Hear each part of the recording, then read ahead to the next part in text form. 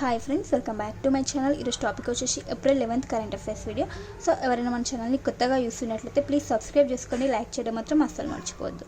ఈరోజు ఫస్ట్ టాపిక్లోకి వెళ్తే కనుక ప్లాస్టిక్ చెత్తలో భారత్ వాటా, అంటే ప్రపంచవ్యాప్తంగా ప్లాస్టిక్ని అత్యధికంగా ఉత్పత్తి చేస్తున్న దేశాల జాబితాని నేచర్ జర్నల్లో ప్రచురించడం జరిగింది. సో ఇక్కడ డీటెయిల్స్ చూస్తే కనుక 2022 సంవత్సరంలో ప్లాస్టిక్ చెత్తని అత్యధికంగా ఉత్పత్తి చేస్తున్న దేశాల జాబితా ఇవ్వడం జరిగింది. అందులో ఫస్ట్ వచ్చేసి చైనా దేశం ఫస్ట్ ప్లేస్లో ఉంది. 8.15 కోట్ల టన్నుల ప్లాస్టిక్ అనేది ఉత్పత్తి చేస్తుందంట చైనా దేశం నుండి. ఇంత మొత్తంలో ప్లాస్టిక్ అనేది ఉత్పత్తి అవుతుంది చెత్త రూపంలో. నెక్స్ట్ అమెరికా సెకండ్ ప్లేస్లో ఉంది 4 కోట్ల టన్నులతో. థర్డ్ ప్లేస్లో వచ్చేసి యూరోపియన్ యూనియన్ 3 కోట్ల టన్నులతో. నెక్స్ట్ భారత్ వచ్చేసి 5వ స్థానంలో ఉంది, 5th పొజిషన్లో ఉంది. మరి భారత్లో ఎంత మొత్తంలో ప్లాస్టిక్ చెత్త అనేది ఉత్పత్తి అవుతుంది అంటే 95 లక్షల టన్నులు. అంటే ఇది ప్రపంచ వాటాలో 3.54% ఉందంట భారత్ యొక్క వాటా. సో ప్రపంచవ్యాప్తంగా ఎంత మొత్తంలో ప్లాస్టిక్ చెత్త అనేది తయారైంది అంటే 26.8 కోట్ల టన్నుల ప్లాస్టిక్ చెత్త అనేది తయారవ్వడం జరిగింది. ఏ ఇయర్కి సంబంధించి డేటా అంటే 2022లో. Next current affair, Mahatma Jyotirao Phule Jayanti ఏ రోజున అంటే ఏప్రిల్ 11th మహాత్మా జ్యోతిరావు పులే జయంతిని జరుపుకుంటారు. సో ఇతను ఎవరు అంటే మహిళా విద్యకు కృషి చేశారు విశేషంగా అండ్ సంఘ సంస్కర్త మహాత్మా జ్యోతిరావు పులే. నెక్స్ట్ ఇటీవల రీసెంట్గా రాష్ట్రపతి గారు స్లోవేకియా దేశ పర్యటనలో ఉన్నారు కదా. సో అక్కడ ఒక యూనివర్సిటీ రాష్ట్రపతి గారికి గౌరవ డాక్టరేట్ సత్కరించడం జరిగింది. సో ఏ యూనివర్సిటీ అంటే కాన్స్టాంటిన్ ది ఫిలాసఫర్ అనే యూనివర్సిటీ గౌరవ డాక్టరేట్తో రాష్ట్రపతి ద్రౌపది ముర్మును పురస్కరించడం జరిగింది. అండ్ ఈ పర్యటనలో భాగంగా స్లోవాక్ భాషలో వాళ్ళ భాషలో ఉన్నటువంటి ఒక ఉపనిషత్తులకు సంబంధించిన ఒక బుక్ అనేది ఏ భాషలో స్లోవాక్ భాషలో ఉన్నటువంటి బుక్ని రాష్ట్రపతి గారికి ఇవ్వడం జరిగింది ఆ దేశ అధ్యక్షుడు అయినటువంటి పీటర్ పెల్లెగ్రిని. సో గుర్తుంచుకోండి, గౌరవ పురస్కారం అండ్ ఏ బహుమానం గిఫ్ట్గా ఏమి ఇచ్చాడు అనేది కూడా గుర్తుంచుకోండి. నెక్స్ట్ కరెంట్ అఫైర్, అంతర్జాతీయ పార్కిన్సన్ డే ఏప్రిల్ 11th. యొక్క స్పెషాలిటీ ఇంకొకటి ఏంటి, అంతర్జాతీయ పార్కిన్సన్ డే. సో ఇక్కడ పార్కిన్సన్ అంటే వణకడం అన్నమాట. సో వణకడానికి సంబంధించిన ఒక వ్యాధి. సో ఈ డేని ఎప్పటి నుంచి ప్రారంభించారు అంటే 1997 నుంచి జరుపుకుంటున్నారు ఈ అంతర్జాతీయ పార్కిన్స్ డేని. సో ఎవరు దీన్ని నిర్వహిస్తారు ఈ డేని అంటే వరల్డ్ హెల్త్ ఆర్గనైజేషన్ నిర్వహిస్తుంది. సో ఇక్కడ ఈ వ్యాధి బాధితులు ఎంతమంది ఉన్నారని చూస్తే కనుక ప్రపంచంలో 10 మిలియన్లకు పైగా వ్యాధి కారణంగా బాధపడుతున్నారంట. నెక్స్ట్ భారత్లో వచ్చేసి 1 మిలియన్కి పైగా వ్యాధిగ్రస్తులు అంటే వ్యాధితో బాధపడే వాళ్ళు 1 మిలియన్కి పైగా భారత్లో ఉన్నారు. మరి దీని యొక్క సింటమ్స్ ఏంటంటే కాళ్ళు చేతులు వణకడం అంట అండ్ జ్ఞాపక శక్తి లేకపోవడం. సో ఇక్కడ ఈ వ్యాధి అనేది ఎందుకు వస్తుందంటే ఒక రసాయనం, దాని పేరు వచ్చేసి డోపమైన్ అనే రసాయనాన్ని ఉత్పత్తి చేసే నాడీ కణాలు దెబ్బతినటం కారణంగా ఈ పార్కిన్సన్ అనే వ్యాధి అనేది రావడం జరుగుతుందంట. సో ఏ రసాయనం, dopamine. Next current affair, command area development and water management. So ఈ స్కీమ్కి కేంద్ర ప్రభుత్వం 1600 కోట్లతో కేంద్ర మంత్రివర్గం వచ్చేసి ఆమోదం తెలపడం జరిగింది. సో దేనికి, command area development and water management స్కీమ్కి. సో ఈ స్కీమ్ వచ్చేసి ఉప పథకం, సబ్ స్కీమ్ అన్నమాట. దేనిలో ఉప పథకం అంటే ప్రధానమంత్రి కృషి సించాయ్ యోజనలో భాగంగా ఇది ఉప పథకం. దీనిలో భాగంగా ఈ పథకాన్ని అమలు చేస్తున్నారనమాట. సో ఇక్కడ ప్రధానమంత్రి కిసాన్ సంచాయ్ యోజన వచ్చేసి కృషి సంచాయ్ యోజన వచ్చేసి ఎప్పుడు ప్రారంభించారంటే 2015లో 2015లో స్కీమ్ని స్టార్ట్ చేయడం జరిగింది. సో దానిలో భాగంగా ఒక ఉప పథకాన్ని కూడా ప్రారంభించడం జరిగింది. దానికి వచ్చేసి కేంద్ర ప్రభుత్వం 1600 కోట్లతో మంత్రివర్గం ఆమోదం తెలపడం జరిగింది. సో ఇక్కడ command area development and water management వచ్చేసి ఏప్రిల్ 2025 ప్రారంభించడం జరిగింది. అండ్ ఇక్కడ కమాండ్ ఏరియా డెవలప్మెంట్ ప్రోగ్రామ్ ఇది ఒక పథకం. ఇది వచ్చేసి 1974లో ప్రారంభమైంది. సో ఈ పథకం యొక్క ముఖ్య ఉద్దేశం ఏంటంటే నీటిపారుదల సామర్థ్యాన్ని పెంచడం. దేని ద్వారా అంటే డిజిటల్ రంగాన్ని యూజ్ చేసుకొని ఏవైతే ఇరిగేషన్ టెక్నాలజీస్ ఉంటాయో వాటిని డిజిటల్ పరంగా యూజ్ చేసుకొని ఈ నీటిపారుదల సామర్థ్యాన్ని పెంచడం అనేది ఈ స్కీమ్ యొక్క ముఖ్య ఉద్దేశం. నీటిపారుదల ఆధునీకరణ అంటే టెక్నాలజీని యూజ్ చేసి ఈ స్కీమ్ని అమలు చేస్తున్నారన్నమాట. సో టెక్నాలజీ అనేది ఇందులో వాడుతున్నారు. సో గుర్తుంచుకొని ప్రధానమంత్రి కృషి సించాయ్ యోజనలో ఇది ఒక ఉప పథకం. నెక్స్ట్ కరెంట్ అఫైర్, యూజీసీ చైర్మన్గా తాత్కాలిక చైర్మన్గా ఎవరిని నియమించారు అంటే వినీత్ జోషిని యూజీసీ యూనివర్సిటీ గ్రాంట్ కమిషన్కి చైర్మన్గా నియమించడం జరిగింది. సో తాత్కాలిక చైర్మన్ అన్నమాట.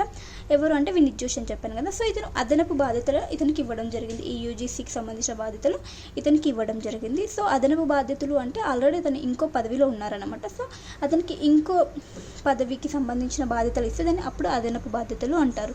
మరి ఇంకో పదవి ఏం నిర్వహిస్తున్నారంటే కేంద్ర విద్యాశాఖ కార్యదర్శిగా ఉన్నటువంటి వినీత్ జోషి గారికి ఇప్పుడు యూజీసీ చైర్మన్గా అదనపు బాధ్యతలు అందించడం జరిగింది. నెక్స్ట్ కరెంట్ అఫైర్, మహారాష్ట్రలో ఉన్నటువంటి ఒక ప్లేస్ యొక్క నేమ్ అనేది చేంజ్ చేయడం జరుగుతుంది. సో నేమ్స్ కూడా చాలా ఇంపార్టెంట్, గుర్తుంచుకోండి. కుల్తాబాద్ యొక్క పేరుని రత్నపురగా పునర్నామకరణం, మళ్ళీ ఈ కుల్తాబాద్ అనే పేరుందో దాన్ని రత్నపురగా మార్చుతున్నారంట. సో ఏ రాష్ట్రానికి సంబంధించింది అంటే మహారాష్ట్రకి సంబంధించింది.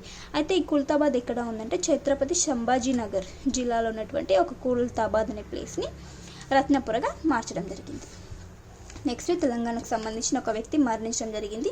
సో ఇతను వచ్చేసి తెలంగాణ రాష్ట్రానికి చెందినటువంటి పర్యావరణవేత్త. అండ్ ఇతనికి ఇంకొక పేరు ఏంటంటే చెట్టు రామయ్య అనే పేరు ఎందుకు వచ్చిందంటే ఇతను ఖమ్మం జిల్లాలో 1 కోటి మొక్కలను నాటి ఇతనికి చెట్టు రామయ్య అనేది పేరు రావడం జరిగింది. సో అండ్ వనజీవి అనే పేరు కూడా ఉంది. సో అతని పేరేంటి దరిపల్లి రామయ్య.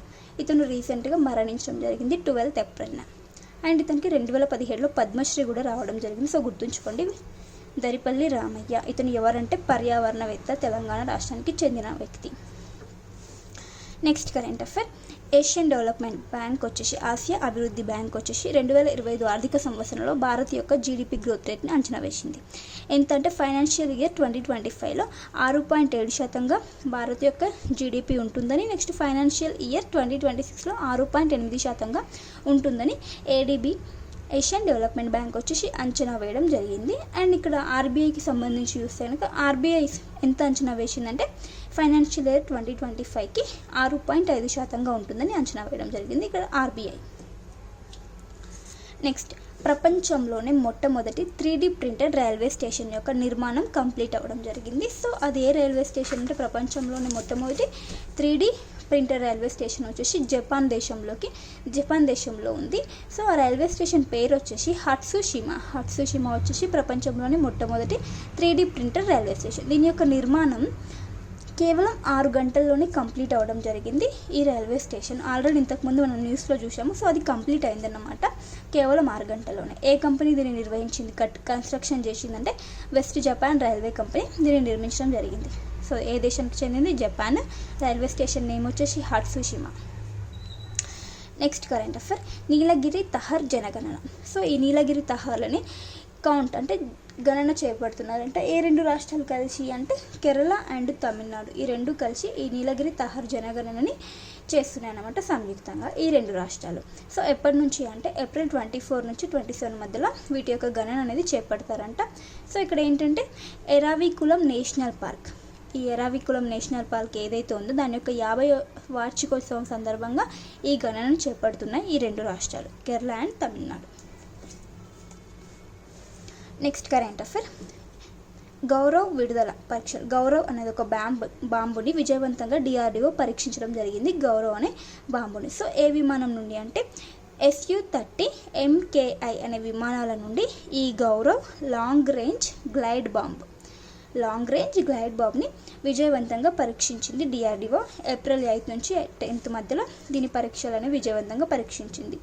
సో గుర్తుంచుకోండి, ఏ విమానం Su-30 MKI విమానాల గుండా ఈ గౌరవ్ లాంగ్ రేంజ్ గ్లైడ్ బాంబ్ని పరీక్షించడం జరిగింది. సో దీని యొక్క వెయిట్ వచ్చేసి 1000 kgs.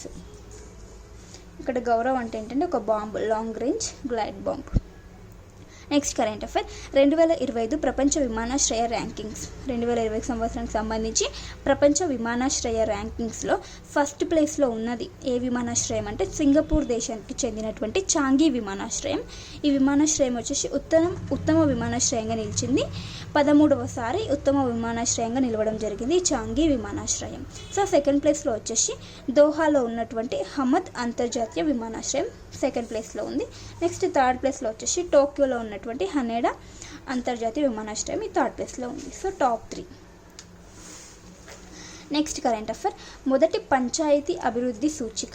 సో ఈ సూచిక మొట్టమొదటిసారి రిలీజ్ చేయడం జరిగింది. పంచాయతీల అభివృద్ధి యొక్క సూచిక.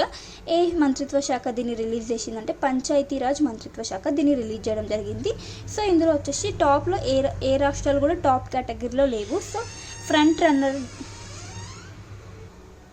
సో ఇక్కడ అచీవర్స్ కేటగిరీలో ఏ రాష్ట్రం కూడా నిలవలేదు. సో ఇక్కడ చూస్తే కనుక ఫ్రంట్ రన్నర్ కేటగిరీ, ఫ్రంట్ రన్నర్లో ఉన్నటువంటి గ్రామ పంచాయతీలలో ఏ రాష్ట్రాలు టాప్లో ఉన్నాయంటే ఫస్ట్ ప్లేస్లో వచ్చేసి గుజరాత్లో ఉన్నటువంటి 346 గ్రామ పంచాయతీలు ఈ ఫ్రంట్ రన్నర్లో నిలవడం జరిగింది. నెక్స్ట్ సెకండ్ ప్లేస్లో వచ్చేసి తెలంగాణ ఉంది. తెలంగాణ నుండి ఎన్ని గ్రామ పంచాయతీలు సెలెక్ట్ అయ్యాయంటే ఈ ఫ్రంట్ రన్నర్లో 270 గ్రామ పంచాయతీలు జీపీలు సెలెక్ట్ అవ్వడం జరిగింది.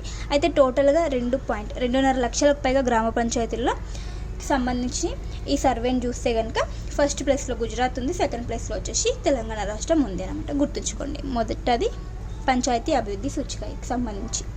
నెక్స్ట్ వచ్చేసి జిఐ ట్యాగ్స్. ఇండియా సిల్క్ మరియు కాశీ చేనేతలకు జిఐ ట్యాగ్ అనేది రావడం జరిగింది. సో అవి ఏ రాష్ట్రానికి చెందినవి అంటే మేఘాలయ రాష్ట్రానికి చెందినవి. సో గుర్తుంచుకోండి, రీసెంట్గా మనకు చాలా జిఐ ట్యాగ్స్ అయితే వచ్చినాయి. సో రాష్ట్రం ఇంపార్టెంట్ మనకు, జిఐ ట్యాగ్ అండ్ రాష్ట్రం. నెక్స్ట్ కరెంట్ అఫైర్, మధ్యప్రదేశ్లో ఒక కొత్త వన్యజీవి అభయారణ్యానికి డాక్టర్ బిఆర్ అంబేద్కర్ పేరును పెట్టడం జరిగింది. కొత్త వన్యజీవి అభయారణ్యం యొక్క పేరేంటి? డాక్టర్ బిఆర్ అంబేద్కర్ యొక్క పేరు పెట్టడం జరిగింది. సో ఎక్కడ అంటే ఇది మధ్యప్రదేశ్లోని సాగర్ జిల్లాలో ఈ కొత్త వన్యజీవి అభయారణ్యాన్ని ఏర్పాటు చేయడం జరిగింది.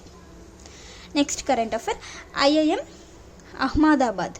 ఈ ఐఐఎం అహ్మదాబాద్ ఏదైతే ఉందో తన యొక్క అంతర్జాతీయ క్యాంపస్ని ఎక్కడ నెలకొల్పుతుంది అంటే దుబాయ్లో నెలకొల్పుతుంది. ఐఐఎం యొక్క మొట్టమొదటి అంతర్జాతీయ క్యాంపస్ ఎక్కడ? దుబాయ్లో నెలకొల్పనుంది. సో 2029 నాటికి ఇది పూర్తవుతుందంట. సో గుర్తుంచుకోండి, చాలా ఇంపార్టెంట్. లాస్ట్ టైం కూడా ఐఐటికి సంబంధించి విదేశీ క్యాంపస్లో అంతర్జాతీయ క్యాంపస్ గురించి క్వశ్చన్ అయితే ఇవ్వడం జరిగింది. సో గుర్తుంచుకోండి, ఐఐఎం అహ్మదాబాద్ యొక్క మొదటి అంతర్జాతీయ క్యాంపస్ ఎక్కడ? దుబాయ్లో. నెక్స్ట్ వచ్చేసి ఇంపీరియల్ గ్లోబల్ ఇండియా అనే కేంద్రాన్ని బెంగళూరులో ఏర్పాటు చేస్తున్నారు. సో ఇది ఇక్కడ దేనికి సంబంధించి, ఎక్కడికి సంబంధించిన బ్రిటన్కి చెందినటువంటి లండన్ కేంద్రంగా ఉన్నటువంటి ఒక కాలేజ్, ఇంపీరియల్ కాలేజ్. ఇది లండన్లో ఉంది. సో ఇది వచ్చేసి దాని యొక్క ఇంపీరియల్ గ్లోబల్ ఇండియా అనే ఒక కేంద్రాన్ని బెంగళూరులో ఏర్పాటు చేస్తుందంట. సో ఇది వచ్చేసి దేనికి సంబంధించి అంటే విజ్ఞానం మరియు శాస్త్ర విద్య నవీనత పరిశోధన రంగాల్లో ఈ భారత్ అండ్ బ్రిటన్కి మధ్య సహకారం పెంపొందించడం కోసం ఈ ఇంపీరియల్ గ్లోబల్ ఇండియా అనే ఒక కేంద్రాన్ని బెంగళూరులో ఏర్పాటు చేస్తున్నారు. సో ఇది దేనికి సంబంధించి, ఏ దేశానికి సంబంధించి అంటే బ్రిటన్కి సంబంధించింది. గుర్తుంచుకోండి. నెక్స్ట్ వచ్చేసి భగీరథ యాప్ని ఇటీవల ఒక రాష్ట్రం ప్రారంభించింది. ఏ రాష్ట్రం అంటే Uttarakhand.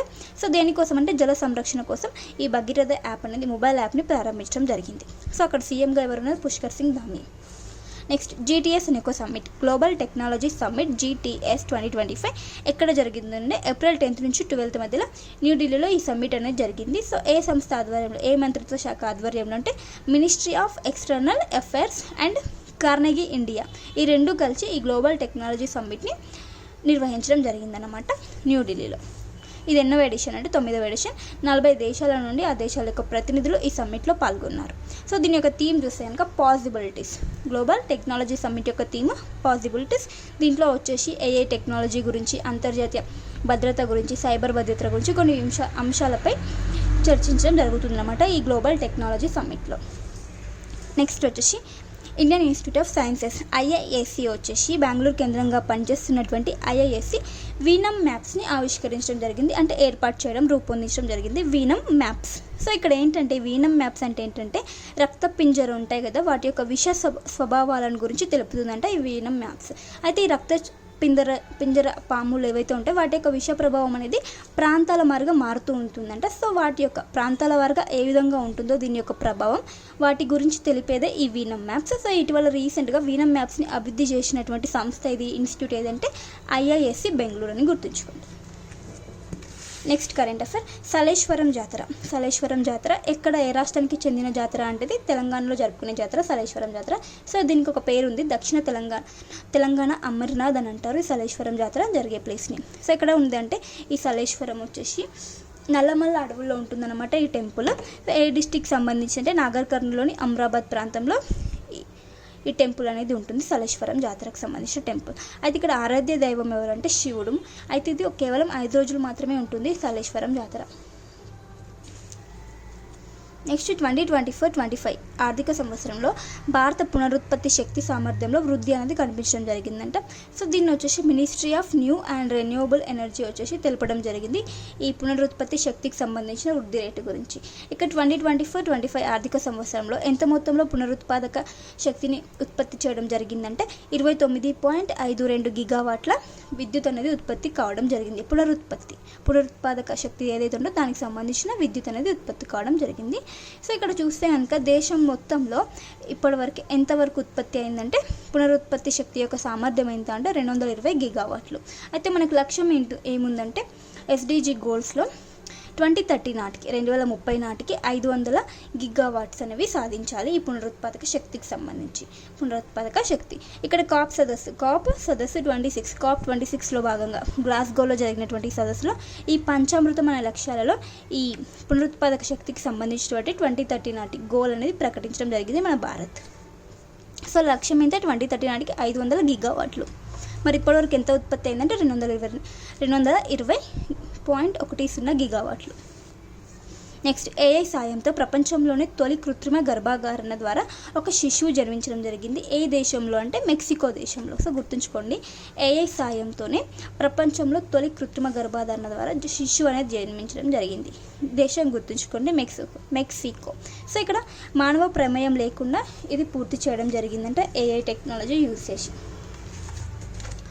Next current affair, trends in maternal mortality 2000 నుంచి 2023కి మధ్య ఒక నివేదికను ఇవ్వడం జరిగింది. సో నివేదిక నేమ్ వచ్చేసి trends in maternal mortality 2000 to 2023 ఈ టైం పీరియడ్ మధ్య ఒక నివేదిక.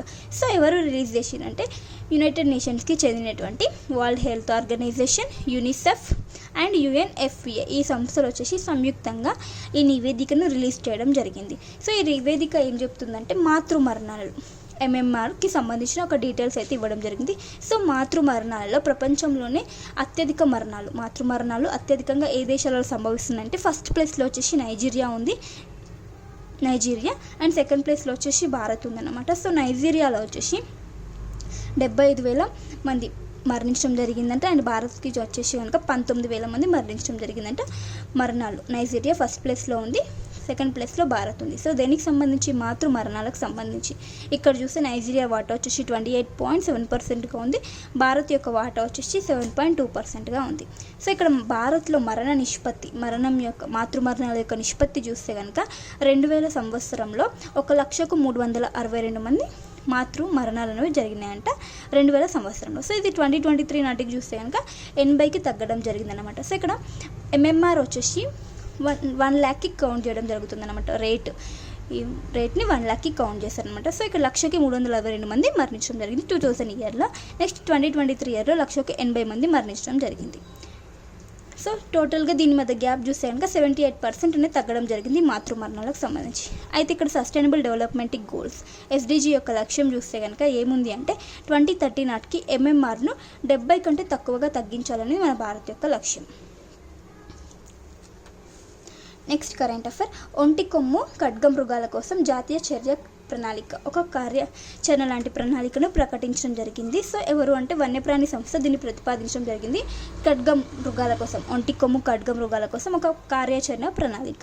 ఇక్కడ ఏంటంటే ఈ ఒంటి కొమ్ము ఖడ్గమృగాలు అనగానే అస్సాంలోని కజిరంగా నేషనల్ పార్క్లో ఇవి ఎక్కువగా ఉంటాయి. సో అక్కడ ఒత్తిడిని తగ్గించడానికి, ఆ నేషనల్ పార్క్లో ఒత్తిడిని తగ్గించడానికి ఈ ఖడ్గమృగాలను వివిధ రాష్ట్రాలలోని ఆ సర్టెన్ ప్లేసెస్ ఏవైతే ఉంటాయో వాటికి నేషనల్ పార్క్స్ ఉంటాయి కదా, సో ఆ ప్లేసెస్కి తరలించాలని ఒక కొత్త కార్యాచరణ ప్రణాళికను ప్రకటించడం జరిగిందన్నమాట. గుర్తుంచుకోండి, ఒంటి కొమ్ము ఖడ్గమృగాల కోసం. సో ఇక్కడ అస్సాంలో ఇవి ఎక్కువగా ఉంటాయి. ఏ పార్క్లో అంటే కజిరంగా నేషనల్ పార్క్లో ఇవి ఎక్కువగా ఉంటాయి. సో వీటి యొక్క సైంటిఫిక్ నేమ్ అంటే రైనోసెరస్ యూనికానిస్ వచ్చేసి ఈ ఒంటి కొమ్ము ఖడ్గమృగం యొక్క సైంటిఫిక్ నేమ్. ఇక్కడ దీనికి సంబంధించిన ప్రాజెక్ట్ రైనో, ఈ ఖడ్గమృగాలకు సంబంధించినటువంటి ప్రాజెక్ట్ రైనో అస్సాం వచ్చేసి 1987లో ప్రకటించడం జరిగింది ప్రాజెక్ట్ రైనోని. ఇక్కడ ఖడ్గమృగ దినోత్సవం వచ్చేసి సెప్టెంబర్ 22 జరుపుకుంటాము. ఇక్కడ చట్టం చూస్తే కనుక వన్యప్రాణి సంరక్షణ చట్టం 1972. ఈ చట్టం అయితే చాలా ఇంపార్టెంట్, ఎవ్రీ ఎగ్జామ్లో ఈ చట్టం అయితే రావడం జరుగుతుంది. వన్యప్రాణి సంరక్షణ చట్టం ఇయర్ గుర్తుంచుకోవాలి, 1972. నెక్స్ట్ కరెంట్ అఫైర్ వచ్చేసి మర్డర్ ప్రిడిక్షన్ ప్రోగ్రామ్ అనే ఒక AI టూల్ని బ్రిటన్ వచ్చేసి వినూత్న ప్రయోగం చేపట్టడం జరిగింది. దీనికి సంబంధించి మర్డర్ ప్రిడిక్షన్ ప్రోగ్రామ్ అనే AI టూల్ని తీసుకురావడం జరిగింది. ఏ దేశం అంటే బ్రిటన్ వినూత్న ప్రయోగాన్ని చేపట్టింది. ఇక్కడ ఏంటంటే ఈ AI టూల్ ఏం చేస్తుంది అంటే హింసాత్మక నేరాలకు పాల్పడే ఎవరైతే హింసాత్మక ధోరణి ఉంటుంది కదా వ్యక్తుల్లో, క్రిమినల్స్, అలాంటి నేరాలకు పాల్పడే అవకాశం ఉన్న వ్యక్తులను ముందుగా గుర్తిస్తుందంట ఈ AI tool. Murder prediction program అనే ఒక AI టూల్. అంటే ఎవరైతే క్రైమ్స్ చేస్తారో వారిని ముందే, క్రైమ్ చేయకముందే వారిని గుర్తించే ఒక కొత్త AI టూల్ని ఏ దేశం తీసుకొచ్చిందంటే, ఒక వినూత్న ప్రయోగాన్ని ఏ దేశం చేపట్టిందంటే బ్రిటన్. నెక్స్ట్ వచ్చేసి నోయిడాలోని పోలీసులు వచ్చేసి కేఫరిస్టా అనే ఒక పోలీసుల క్యాఫేని ఏర్పాటు చేయడం జరిగింది. సో ఎందుకు అంటే ప్రజలకు పోలీసులకు మధ్య భయం అనేది పోగొట్టి మళ్ళీ వాళ్ళు స్నేహపూర్వకంగా ఉండాలి, పోలీసు వాటికి సంబంధించిన ప్రజలు మరియు పోలీసులకు మధ్య బాండింగ్ అనేది ఫ్రెండ్లీగా ఉండాలని అందుకొరకు ఒక కెఫేని స్టార్ట్ చేయడం జరిగింది. ఆ కెఫే నేమ్ వచ్చేసి కేఫరిస్టా. ఇది పోలీసుల క్యాఫే. సో ఎక్కడ అంటే నోయిడాలో, గుర్తుంచుకోండి. సో ఇవ్వండి ఫ్రెండ్స్ ఈరోజు ఇంపార్టెంట్ కరెంట్ అఫైర్స్. వీడియో నచ్చితే లైక్ చేయండి, ప్లీజ్ సబ్స్క్రైబ్ చేసుకోండి. Thank you for watching. Bye bye.